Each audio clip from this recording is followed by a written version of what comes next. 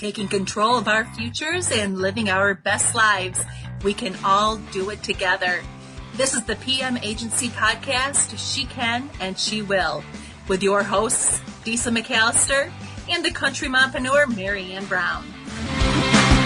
Oh my God, today's interview is going to be a fun one. Are you excited or what? Super excited. Yay.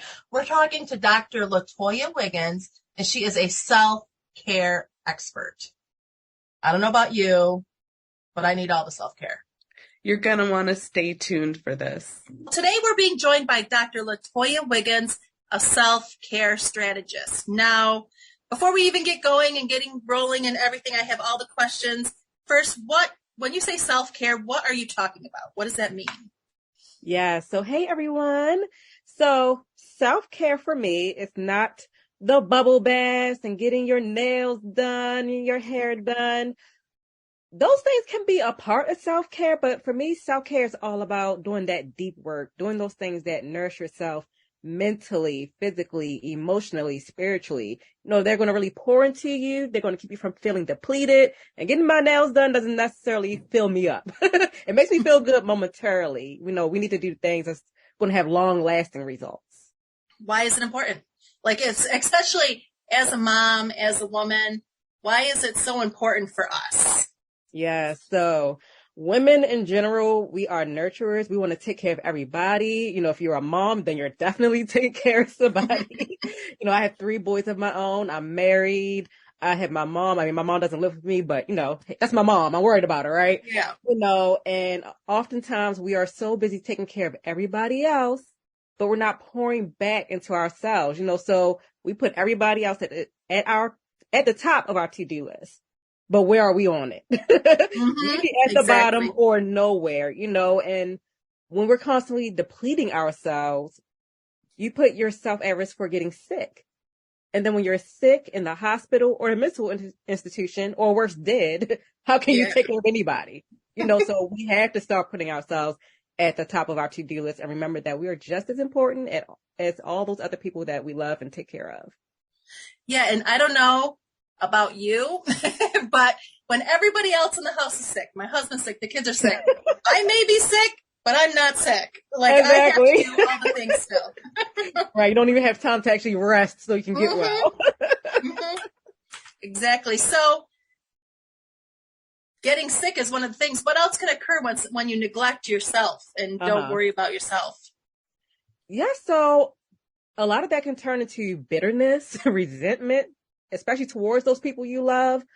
You know, and we don't want those things to happen. We don't want to resent or feel bitter or have these bad characteristics or behaviors, I should say. You know, we may get cranky and grumpy, irritated, frustrated. I always often say, I feel like I'm a ticking time bomb waiting to explode when I'm not pouring back into myself, you know, so then I'm not being the person that I want to be, you know, a good person. So we have to make sure that we are pouring into ourselves so we can, you know, function well, be mentally and emotionally nourished, and you actually get to pour, I guess, better. You know, you're able to give the best of yourself into everything that you do, your work, your job, your family, instead of giving people that depleted version that's tired and just trying to hang on to their life. Now, what are some ways people can practice self-care? Like, what are some of the things they could do? Yeah, first, I always say you have to really figure out what nourishes you, because what nourishes you may not nourish me. Some people love to read. Some people love to journal. Some people, like me, I just love peace and quiet. I don't need any music or any background noise. I just like that quiet time.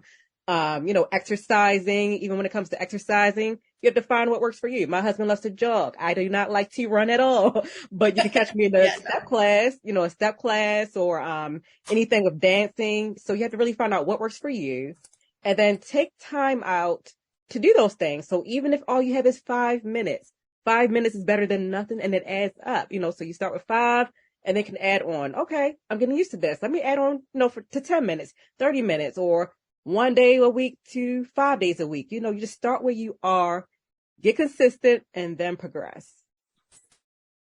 So it sounds like you're talking about like a balance of time and everything else.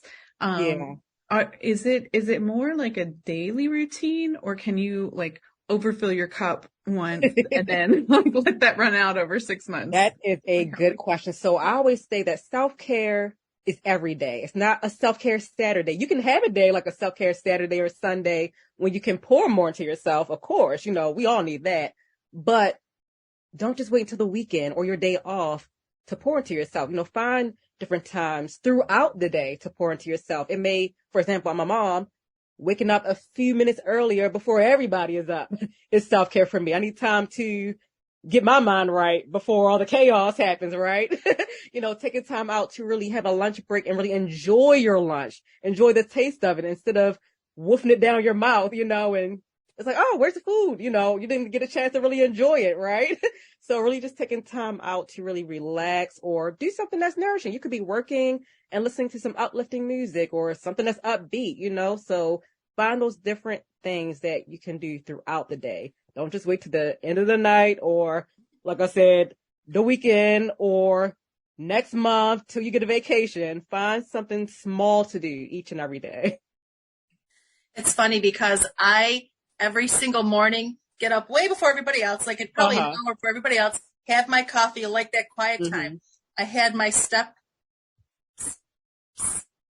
mother-in-law, father-in-law, they came over and I don't really want to talk bad about people on the podcast, but they were awake during that time. And I was like, this is my time. Like, nobody else at the house normally gets up that early. So when somebody gets up and is invading in my time, I'm like, oh, this is my time. So sometimes I feel like self-care can be a little bit being selfish because I got so many things going on with my job. How do you get past like feeling like it's being selfish? Yeah, that happens a lot, especially as a mom. I would call that mom guilt. And in general, just you feel guilty. But I always say you have to remind yourself why you're doing this. Am I really being selfish or I'm really just trying to make sure that, I'm calm. So then, for example, like when your, I think you say in-laws were over there, like, okay, maybe they're kind of interrupting my usual quiet time and I don't want to get cranky. So what can I do in this moment while they're up? Maybe put in some headphones on so I can kind of like block out the noise or something, so you just have to really remember why you're doing that, like maybe in the moment it's like, oh, why are they here?